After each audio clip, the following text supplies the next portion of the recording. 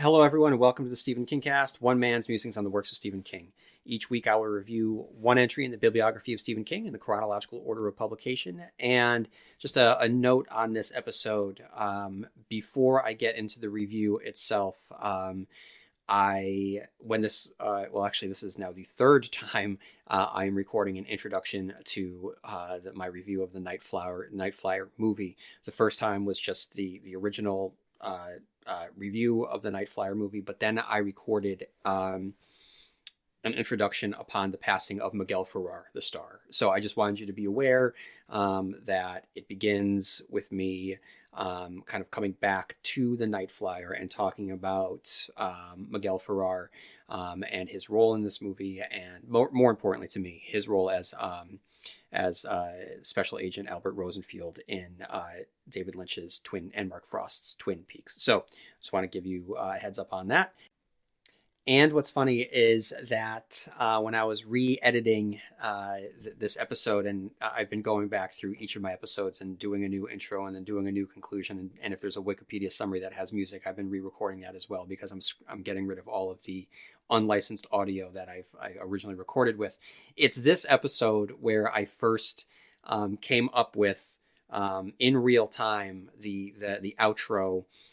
May you have long days and pleasant nights, and I'll see you here next time, where MOON spells Stephen King cast. And it's funny to be able to listen to me kind of workshop it in real time. So unfortunately, I've cut out that part of the podcast because it had the soundtrack to the Night Flier playing. But I just want to put a little bit of a note on this episode because it's now the third time it's been re-recorded or has been re-edited. And it was the first time when I landed on that outro, which I'm very proud of. So I just thought that you should be aware of that. Okay, everyone. And without further ado, welcome to the Stephen King Cast, one man's musings on the works of Stephen King. And what I'm doing in this particular episode, as you might have guessed, today on January 19th, 2017, we said goodbye to famed and beloved character actor Miguel Ferrer, who, as I just played in this clip, was made famous. I knew he was famous beforehand, but he was beloved for many of us for playing Special Agent Albert Rosenfield in David Lynch's and Mark Frost's Twin Peaks. So, because Miguel Ferrer has a history of playing Stephen King characters. He famously played Lloyd Henries in the ABC TV miniseries The Stand, and he played Richard Dees in 1997's The Night Flier. I wanted to re-release the episode that I had recorded of The Night Flier back in, I want to say 2015. So after I'm done with this tribute for Miguel Ferrer, it will just segue right back into that original episode. But I thought that it was fitting on this day to at least do something for one of our Stephen King actors and someone that is near and dear to my heart. Guys, for those of you who've been listening for a while, you know that Twin Peaks meant a lot to me. I have lately, all of my tweets and my Facebook posts have been less about Stephen King. They've been all about Twin Peaks. We have Twin Peaks Season 3 on the horizon, May 21st. Mark it on your calendars. It is a date that I am going to look forward to with as much fervor as Christmas and my birthday and my honeymoon all wrapped up into one. This one's going to be special to me because I don't know how you want to look at it. I mean, either my parents had terrible parenting skills or the best parenting skills, because I was an OG Twin Peaks fan from back in the day when it was first airing, and that meant that I was in 4th grade. So when I was in 4th grade, I was watching Twin Peaks, which probably isn't very appropriate, but it's just been baked. It's been baked into my DNA and my being, and Special Agent Dale Cooper is very much an idol and a hero to me, and Miguel Ferrer's Special Agent Albert Rosenfield is right there. He is a beloved and legendary television character in my book, in my estimation, and there wasn't a scene that he was in that he didn't steal. And that just kind of goes with for Miguel Ferrer in general. I mean, the guy, whatever he was in, he stole the show. I mean, as memorable as RoboCop is, of the satire, of the effects, of the action, of the violence, I, Miguel Ferrer as Bob. I can't remember his last name, but he shared scenes with some serious heavy hitters in terms of acting, but it's hard to watch that movie and not give him the MVP because he was just so good.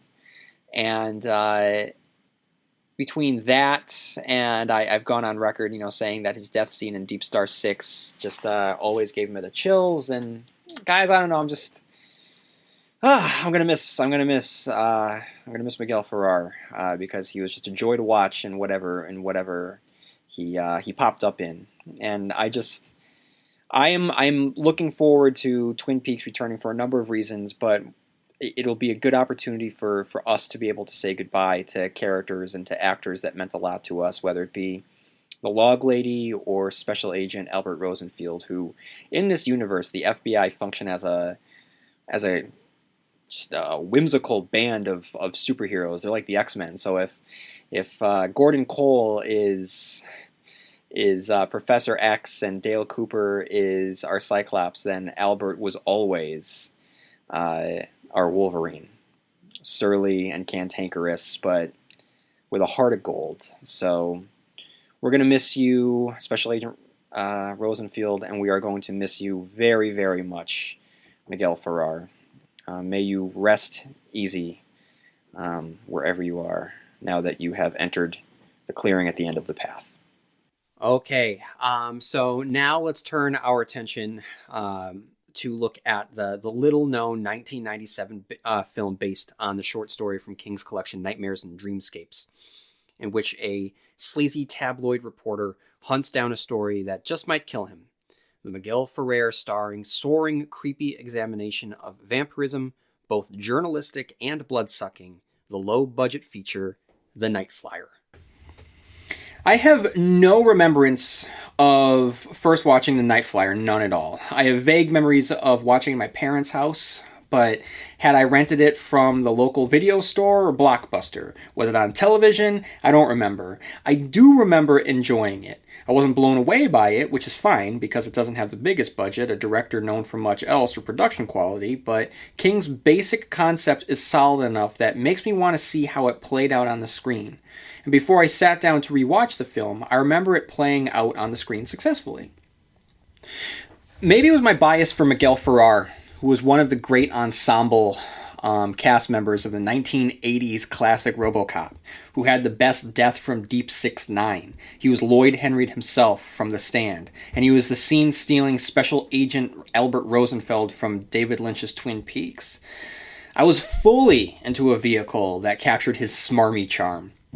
Plus, I love the connection of the character of Richard Dees functioning as his own hero in the pages of the Night Flier, knowing that he had been a sleazy cameo in the Dead Zone. Or maybe that I remember it having an X-Files feel to it. Remember that it came out in 1997, with the X-Files already having a number of seasons under its belt, and the idea of Miguel Ferrer playing a dark version of Fox Mulder was too much for me to pass up on.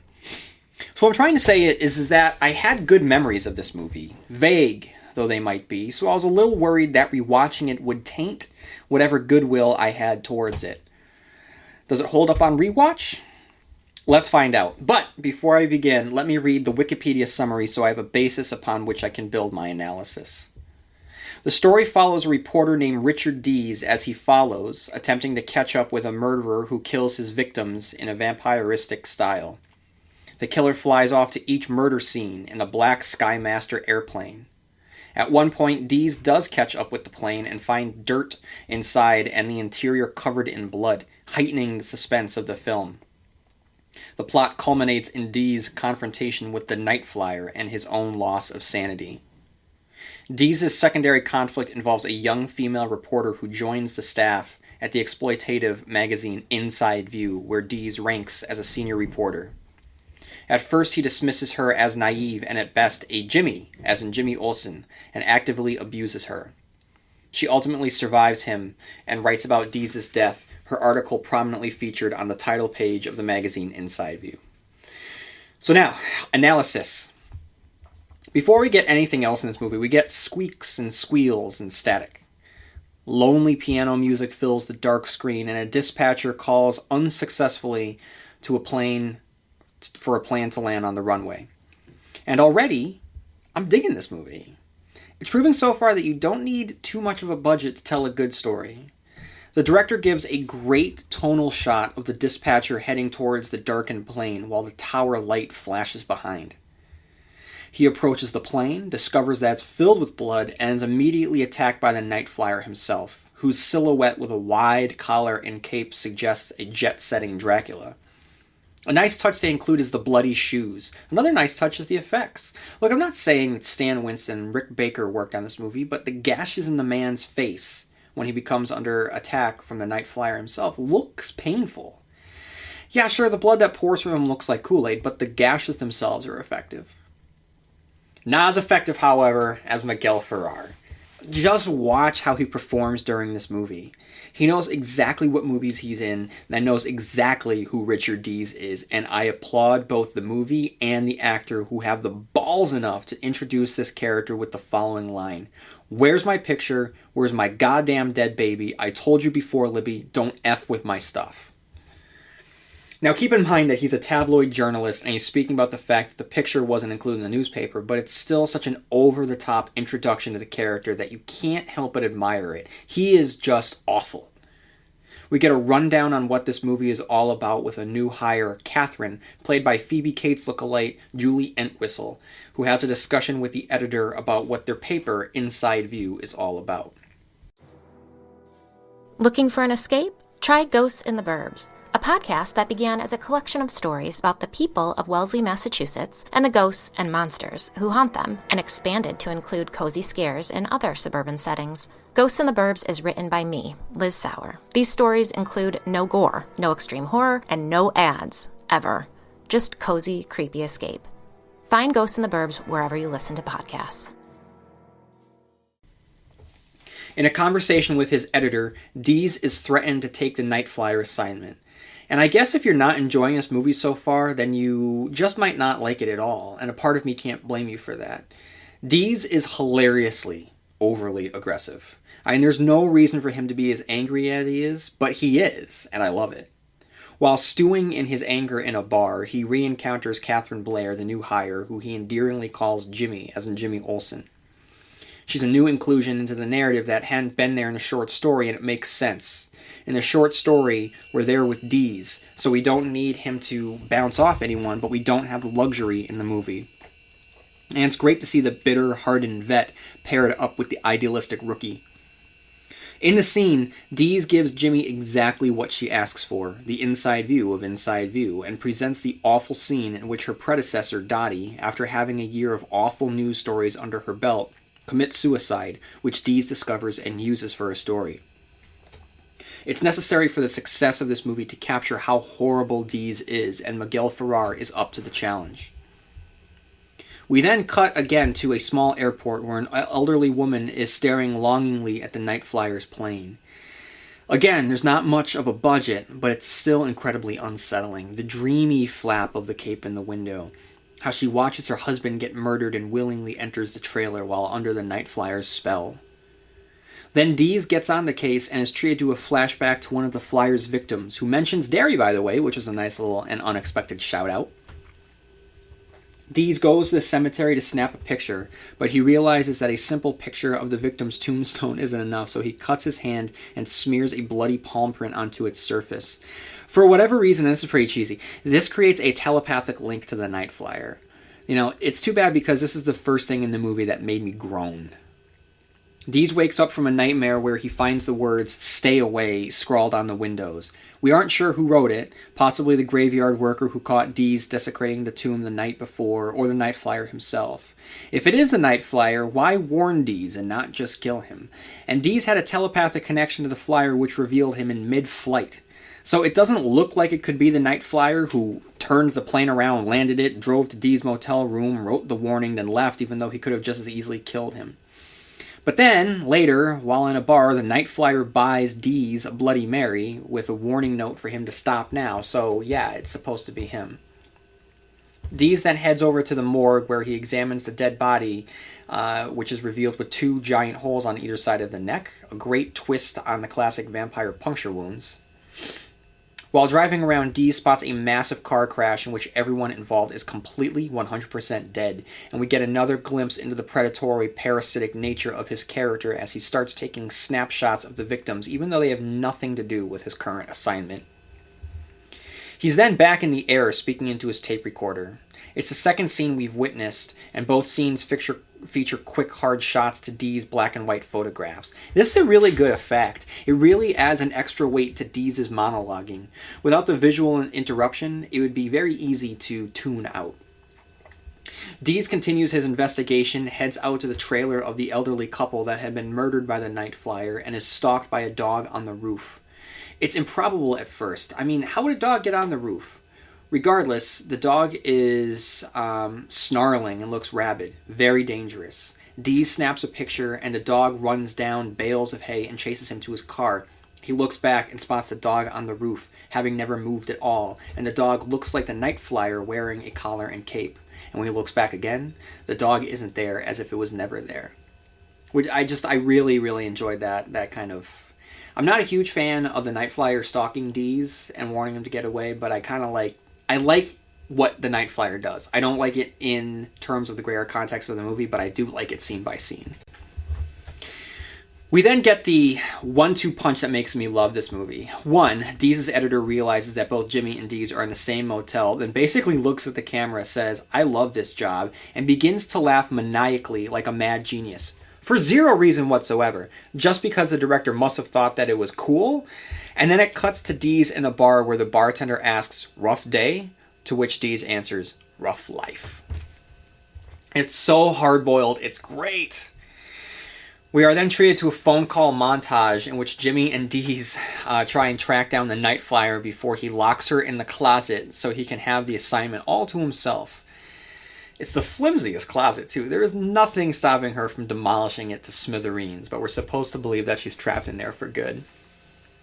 Dees tracks down the Night Flier, and the two have a very quick verbal sparring match on the radio, with the Night Flier warning him to stay away, and Dees pressing on anyway, even though he hears the screams of who knows how many people screaming in agony.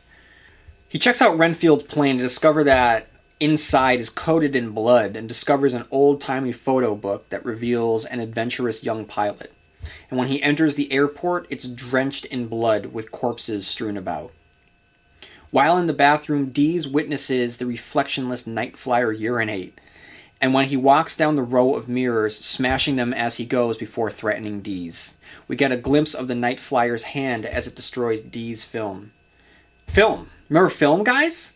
Nowadays, he would just smash the camera. The Night Flier, by the way, is comedically cheesy. It's wonderful how he speaks to Dees, and Dees runs after him and demands to see his face. Dutch tilt commence. Lightning flashes, and that disembodied Night Flier voice pipes in from everywhere. And in no way does this voice match the face. The Night Flier then pulls a Barlow and turns Dees into his Father Callahan by forcing him to drink from his wrist. We then get a hellish black and white airport with a bloody Dees and things moving through the fog that billows from the ground. Dees is forced to endure the undead specters of his subjects whose pictures he had snapped as they came for him. Because this constitutes an emergency, he breaks the glass and grabs the axe and begins hacking away at the ghostly undead. I'm sure this is a Shining reference, as one of the ghouls states that Richard has been here before and he'll be there again. He's interrupted from his nightmare by the police, who discover him drenched in blood, clutching an axe and chopping away at the bodies. He runs after Jimmy, who is protected by the police and who put Dees out of his misery. She watches the Night Flier get into his plane and head off into the night. And poetically, Dees' body is captured in a photograph to be used as the front page of the next Inside View edition, with the story to be covered by Jimmy herself, and the cycle goes on and on. So, like I had said at the beginning of the review, I was worried heading into this movie because I wasn't sure if the memories, as vague as they were, of watching it the first time, around the time when it came out, so 97, 98, 99, whether it would hold up, or if my older self would just see flaws. I did not see flaws. I mean, sorry, yes, I did see flaws, but it didn't stop me from disliking this movie. I thought that there was more good than bad. I thought that it was a fun and well done, quick little movie that felt, like I said, kind of like an X-Files episode, but with like a darker bent. So what is there for me to dislike about it? I mean, if you have not seen it, I strongly recommend it. I mean, don't go in thinking that it's the greatest film ever made, because it's not. But it's competent. It's well shot. You know, Miguel Ferrer is completely engaging as a lead. Dees is so horrible. He knows how horrible Dees is. He's able to capture that. And you know, there are definitely visual touches in there that I think show a stylish eye in of the director, which I think really helps this movie. So what I'm going to do now, I'm going to go head to head, book versus movie, what works, what does not. The first I want to talk about is Jimmy, whether Jimmy works as a character or if it should have been left alone the way that it was in the novella. I'm sorry, in the short story. So Jimmy is not in the short story, but here's the deal. Her being there allows for us to get out of Dees' mind. So there's no need for her to exist in the short story. She is needed in the movie. I'm glad that they include her. I don't think they do as much with her. However, she is there to function as the thematic button at the end of the movie. Because Dees earlier was shown taking pictures and just being a vulture, hovering around, and gaining financially and professionally from the death of his colleague Dottie. So we see that earlier in the movie, and that, of course, is turned on its head at the end of the movie when Jimmy does the same for Dees. So I think that that's a great touch. So I'm going to go with Jimmy's inclusion in the movie. I like better. I don't think that they do as much with her as they could. I think she could have been a character that was beefed up a little bit more. But for how she functions at the end of the movie, I do enjoy. The second thing I want to talk about is the end. In the short story, he is arrested by the police. And what I like about the ending of the short story is that, you know, I mean, he could very easily get off. Like, yes, he could be framed for the crimes, but he could also get off, and then, you know, theoretically, we could have another short story involving Richard Dees down the line where he investigates another supernatural occurrence for an Inside View publication. Which, in my review of Nightmares and Dreamscapes, when I reviewed the Night Flier, I did mention that, how I would like to see a series of novels starring Richard Dees as our anti-hero to root for. However, the way that the end comes about here, from the Night Flier forcing Dees to drink his blood, and then the great black and white scene with the fog and the bodies and just the brutality of what occurs, and then, you know, the fact that the cycle of exploitation continues with Jimmy coming on top, I really like that ending. So I'm going to go with the ending on that one, which leads us, really, the only one to talk about that's left is Miguel Ferrer. We have Richard Dees from the short stories, and we have Miguel Ferrer as Richard Dees. And I just think that Miguel Ferrer was perfect for this role. I think that he gets Dees. I think that he actually brings a little bit something extra to Dees. I think that it's awesome, and I wish that we could see another story with him as Richard Dees. It would have to be a flashback to an earlier case, but it's something that I very much would like. So, guys, in the three things that in which I would compare the short story to the... I'm sorry. No, there's one thing. How about this? The Night Flyer's kind of stalking Richard Dees. That's not included in the short story, and it adds for a cat and mouse, but I just think ultimately the Night Flier could kill him, but chooses not to, and then ultimately does decide to frame him. I don't know. I see the Night Flyer's motivation here, and I don't understand why he would kind of play with Dees. I get it from